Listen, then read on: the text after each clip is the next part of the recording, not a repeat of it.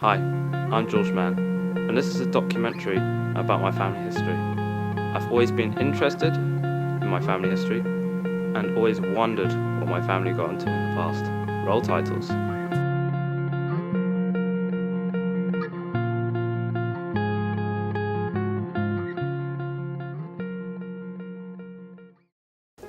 So hello Mum, thank you for doing this interview today. Very welcome. First question, what is your earliest memory? Being picked up by the train, on the train by my grandma. She used to come through on the train from Cambridge, and we used to meet her at the station in Bury St Edmunds and go and spend most half terms and quite a bit of the summer holidays with her in Cambridge. So what do you do then in Cambridge? We used to go to the summer fair in Cambridge, and all the fairs used to meet in the summertime. I remember going to Cambridge station with my grandma to watch all the animals get off a train that were coming for a circus, and following the elephants down Mill Road. Sometimes we used to go on a coach to Hunstanton and just play in the garden and spend time with our grandparents. That must have been a sight seeing elephants in Cambridge, mustn't Yes, walking down the high street and following them, and my grandma getting the giggles, following the elephants down to the circus. Yes. My earliest memory was going back a fair number of years in about 1939, at the outbreak of World War II, when I was in hospital, and I can remember sandbags being put around the windows. What hospital was this? This was at Addenbrooke's Hospital in opposite the Fitzwilliam Museum. What was life like when you were 17? Did you have a job? And what did you do in your spare time? Yes, I had a job. I went to work 2 weeks after leaving school at 16. And I used to work in town at a company called Radford & Co, which was an accountant's, and I was a receptionist there. How long did you work at this company for? About 4.5 years. Was it good pay? It was good pay for those times of the year. It was 25. In my spare time, I used to hang around with friends from school, not really with people from work, but more just people I kept in contact with from school. And we used to get the train to Cambridge and go to various gigs, live music groups playing in the Corn Exchange in Cambridge in the town centre, and also a little scout hut that used to have some unknown bands who sort of went on to be big afterwards. So yes, I used to go to a lot of music things. So what bands did you see then? I saw Altered Images, Ultravox, the Stranglers. Yes, so lots of groups that are now that they wouldn't do small venues now. So yeah, it was very good memories. Well, George, I did an apprenticeship from 16 until I was 21 as an apprentice carpentry and joiner.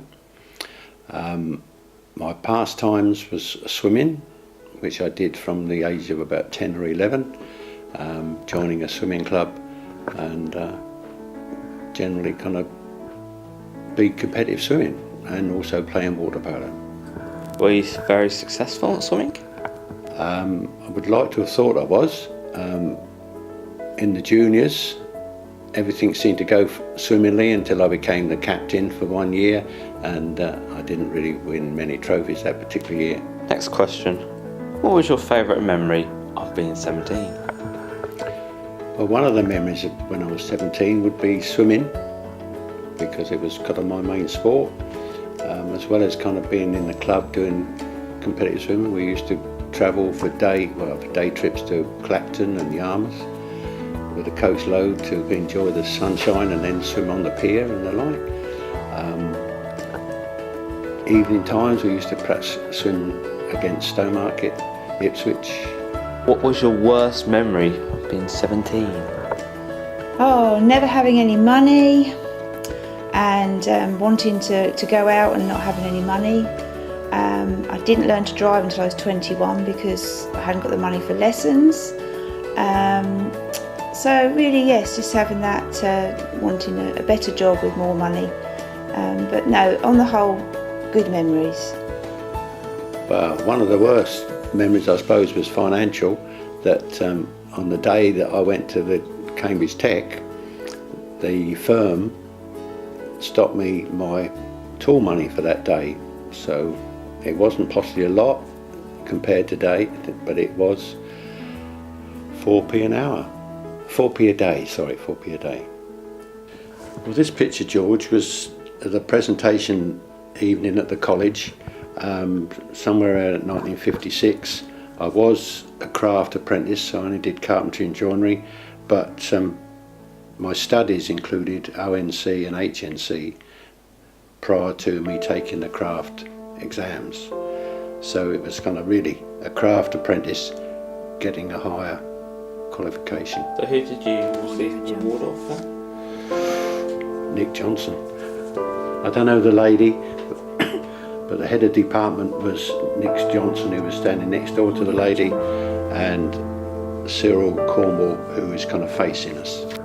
Yeah, this photo was taken by the Cambridge Daily News, and I still have the original.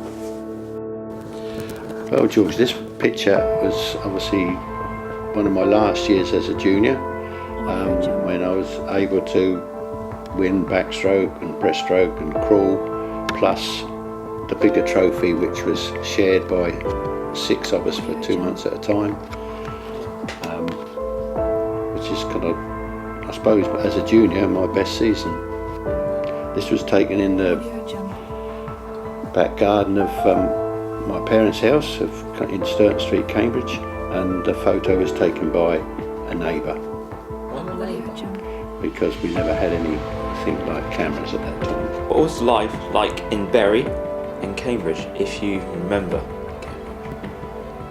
I never actually lived in Cambridge, so it was only visits to my grandparents' house and to see other relatives in Cambridge. So not many, memories other than going to stay for holidays and that with my grandparents in Cambridge. I know that there was a shop on Mill Road that we were taken to as children to buy pocket money sort of toys, and so that was quite a highlight of visiting Cambridge. Memories of Bury. The town centre was very different. It wasn't so busy. There wasn't such big shops. And the Abbey Gardens. That wasn't such a popular place to go as it is now. Lots of people go there for picnics and that, but that didn't. When I was younger, it was just somewhere you sort of walked through. So no, it's it's all good, happy memories. Life in Cambridge wasn't too bad. We all just kind of cycled everywhere, so the swimming was quite easy to do. After swimming, we used to go to the coffee shops. Espresso, I suppose, was the main coffee at that time. Occasionally we used to go to cinemas, and there was quite a few cinemas that you could kind of go more or less one a night if you wanted to through the week. Enjoyed kind of the rag weeks that the university used to put on. Other than that, I would say it was just a fairly enjoyable time. Did you have a good relationship with your brother when you were younger? Oh. And do you have any good stories to tell? Because this picture's just something.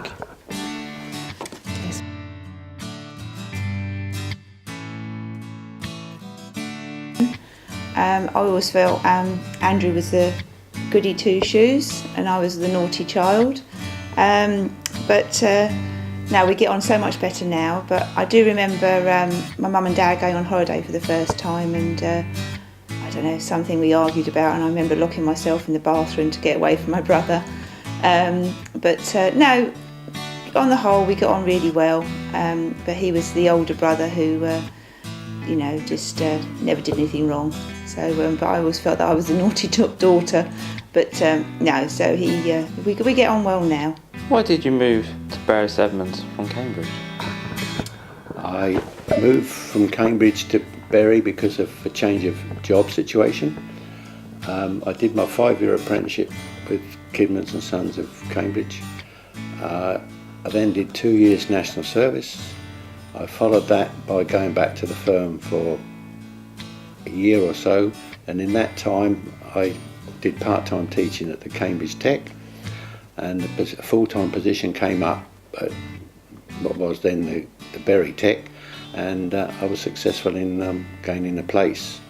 So I moved there in 1961, and I was there till I retired.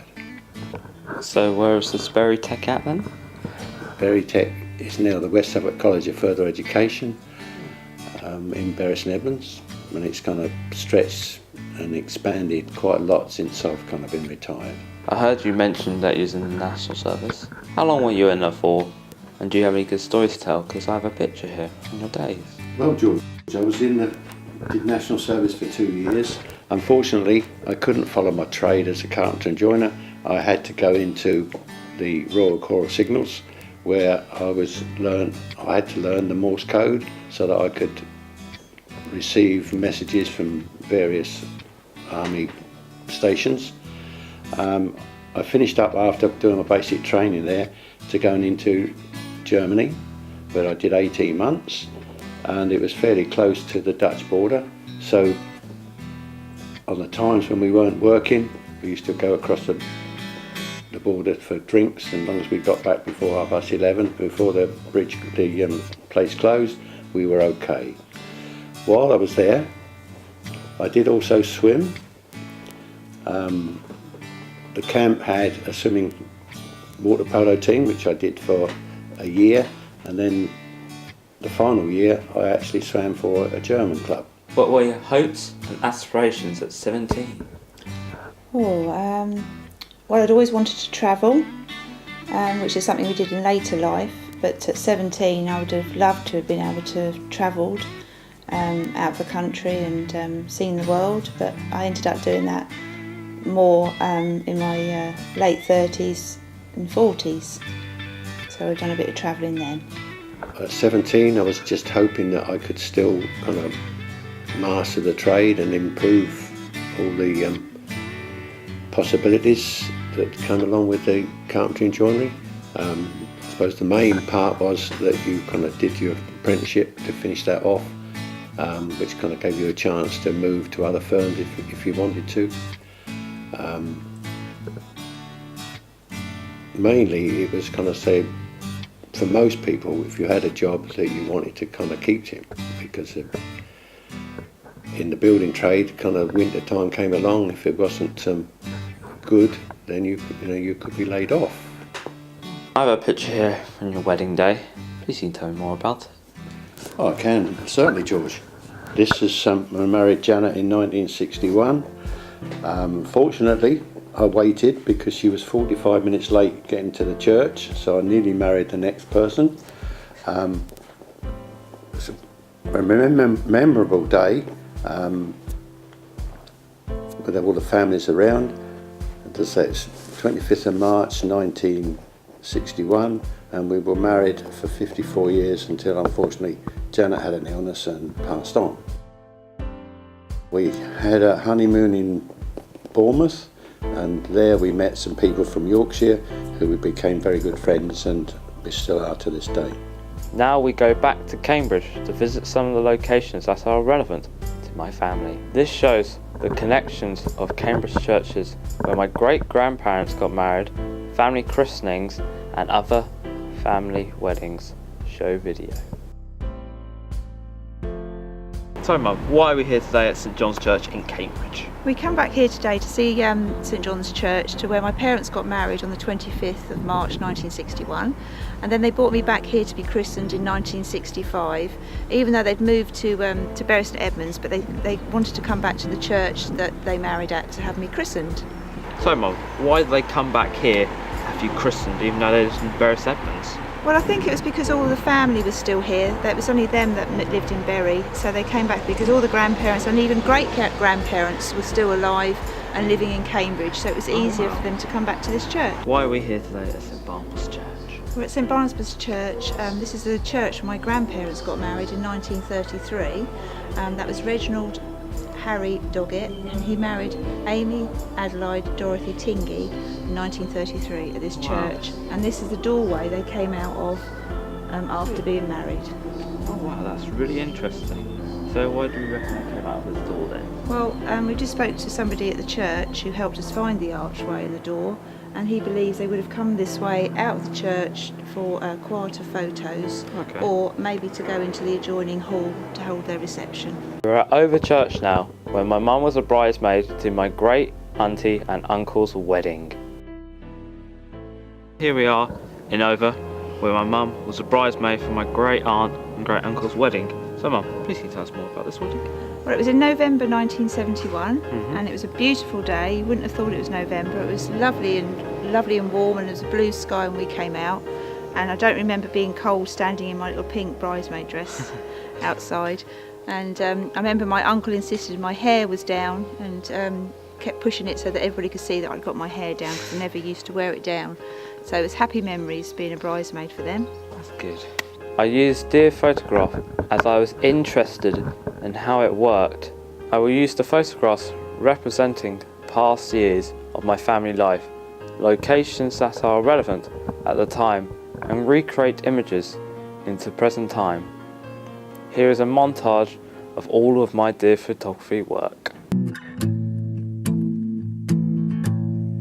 When it gets hard, you know it can get hard sometimes.